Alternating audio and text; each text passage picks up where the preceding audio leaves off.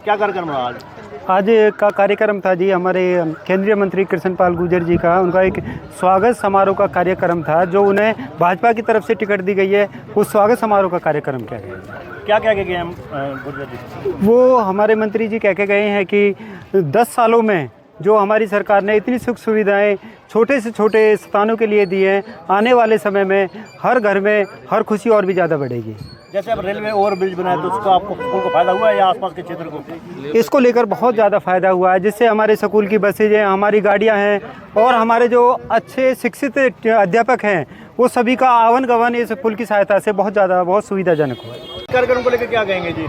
ये आज का बहुत ही भव्य कार्यक्रम रहा है। जो माननीय हमारे केंद्रीय मंत्री हैं श्री कृष्णपाल गुर्जर जी को, इनको तीसरी बार भी भाजपा ने कैंडिडेट बनाया है एमपी के लिए, तो उसकी खुशी में हमारे पूरे कॉलोनी वासियों ने ये कार्यक्रम किया था जिसमें उनका स्वागत समारोह किया और उनको आश्वासन दिया कि जिस प्रकार मोदी जी की सरकार पिछले 10 वर्षों से ईमानदारी से कार्य कर रही है, देश की प्रगति के लिए काम कर रही है, उसमें उनकी हिस्सेदारी बने। वो एक मोदी जी के सेनापति बन के हमारी कॉलोनी में आए और उन्होंने हमसे रिक्वेस्ट किया कि आने वाले समय में आप मोदी जी को जिताओ ताकि देश का विकास कई गुना और बढ़ सके। चुनाव के मतदान से पहले आप लोगों ने कहना शुरू कर दिया कि पहले से ज़्यादा मतों से जीतेंगे, विपक्ष सामने आने को तैयार नहीं है, मैदान सफल चट है, बलि का बकरा कोई बनने को तैयार नहीं है। इसका मतलब ये है कि मोदी जी के इसके पीछे का कारण है कि मोदी जी की नीतियां, जिस प्रकार मोदी जी सब कहते हैं सर्व जनहिताय के लिए काम कर रहे हैं, उसको देख के ये लग रहा है कि मोदी जी की सरकार तीसरी बार बननी तो तय है। लेकिन अब ये है कि जो हमारी ये लोकसभा की सीट है फरीदाबाद लोकसभा की, ये पिछली बार भी पूरे हिंदुस्तान के अंदर 3rd नंबर की पोजीशन रही थी। इस बार ये देखना है कि इसको कैसे हम 1st नंबर की पोजीशन पे बना सकते हैं, क्योंकि जो विकास की गति है, अगर हम इसको 1st पोजीशन पर ले आए तो विकास की गति हमें लगता है कि कई गुना और बढ़ जाएगी। आज पलवल में चारों तरफ देखने विकास की गति बह रही है। पलवल छोड़ आज मुंबई एक्सप्रेस वे पलवल से जुड़ गया, केएमपी केजीपी के लिए कनेक्टिविटी बन गई। पेलक के यहाँ पेलक में आप मेडिकल कॉलेज बन रहा है। आप लगा लो पिछले सरकारों में रोक दिया गया था, लेकिन अभी फर्राटेदार पड़ रहा है। दिल्ली से दिल्ली जाने में पहले 3 घंटे लगे थे, अभी 1 घंटे से कम समय के अंतराल में हम दिल्ली पहुँच सकते हैं। तो इस तरह के बहुत सारे विकास कार्य किए हैं। इन्हीं को देखते हुए लग रहा है कि आने वाले समय में मोदी जी की सरकार बनना तय है। बलि का बकरा वाली बात क्यों? बलि का बकरा ये कह रहे हैं कि अभी देख रहे हैं कि जिस प्रकार मीडिया में खबरें आ रही हैं कि विपक्ष की पार्टियों में कोई टिकट लेने के लिए तैयार नहीं है, कोई लड़ने के लिए। उनको ये पता है कि अब देख रहे हैं कि जो कांग्रेस पार्टी के या अन्य दलों के जो बड़े बड़े दिग्गज नेता हैं, उन्होंने फाइट करने से पहले ही अपना हाथ खिसका लिया है कि उनको लग रहा है कि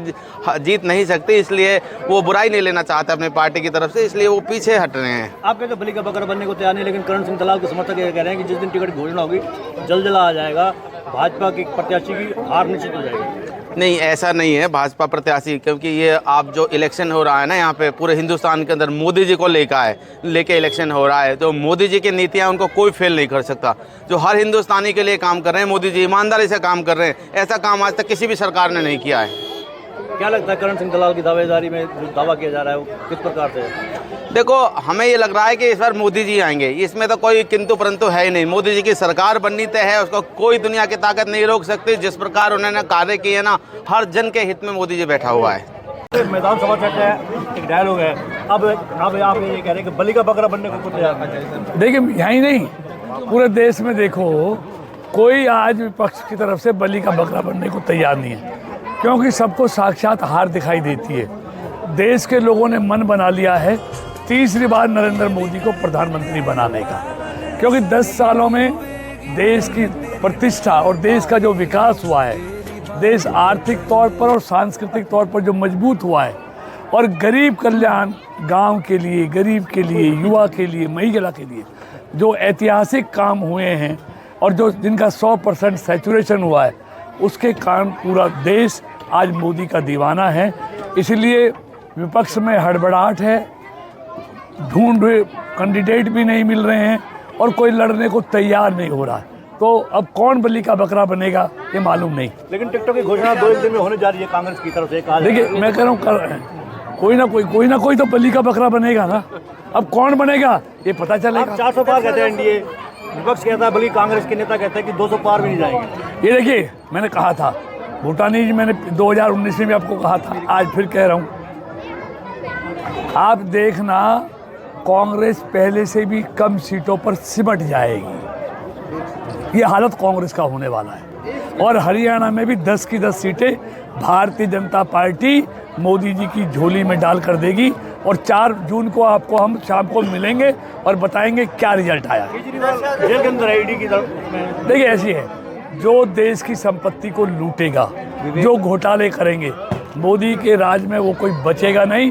देश लूटने वाला अब किसी भी कीमत पर बचने वाला नहीं है। संजय सिंह की जमानत भी हो गई है। देखिए वो कोर्ट का है, कोर्ट तो देखिए कोर्ट सुप्रीम है, कोर्ट कुछ भी करे, लेकिन हर भ्रष्टाचारी पर, हर घोटालेबाज पर मोदी की सरकार की कार्रवाई होगी, ये गारंटी है। साइड में जो आप देख रहे हैं YouTube channel, Facebook page, Instagram और एक्स हैंडल यानी कि ट्विटर हैंडल पूर्ण नाम है, इसको आप लाइक करें, फॉलो करें, कमेंट बॉक्स में जाके एक प्रतिक्रिया दें, इस लिंक को ज़्यादा से ज़्यादा शेयर भी कर दें। धन्यवाद। जय हिंद, जय भारत।